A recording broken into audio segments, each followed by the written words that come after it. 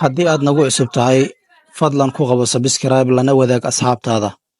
hanaga ilaabin inaad aragtidaada aad noogu reebto qaybta hoose ee commentiga mahadsanid maanta muuqaalkan waxaan rabaa inaan idinkugu soo gudbiyo application ama barnaamij lagu magacaabo Scribble oo ah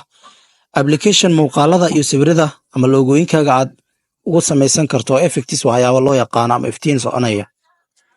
barnaamijka waxaad kala soo degi kartaa Play Store ama App Store ka mobilkaaga kadibna qaabkan ayuu muuqaal eegaya markaad la soo degto barnaamijka markaan furno ugu horeyn waxa uu furmayaa sida aad hadda shaashada kaaga muuqdo aad shaashada aad ka arkayso sidan ayuu u furmayaa barnaamijka kadibna waxaad si aad sawir ama muuqaal aad ugu samayso effects waxaad taabanaysaa meesha ay ku qoran tahay calaamadda wadarta markaad taabato kadib waxaad ka dooran kartaa photo ama video mid aad doonto ayaa dooran kartaa oo aad rabto inaad u samayso effects haddii aan doorano photo waxa inoo soo baxaya sawirada inoo keedsan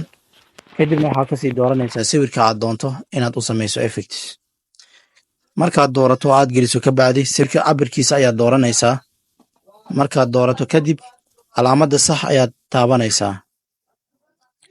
kadib waxaad awooddaa inaad effects aad u samayso adigoo gacantaada raacinaya barta aad doonayso inuu effects uu raaco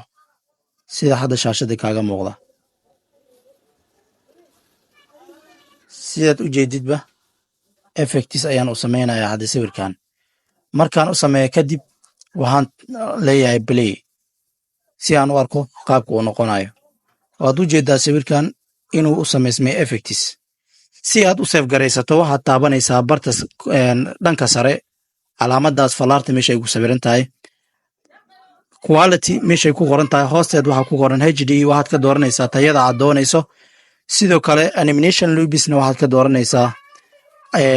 animationka ama dhaqdhaqaaqa cabirkiisa intuu la egyahay hadduu boobsiis haddii aad u rabto boobsiis haddii aad u rabto tartiib adiga ayaad dooranaysaa kadibna waxaad leedahay export si lagugu duubo markuu dhammaysto kadib sawirka waxa uu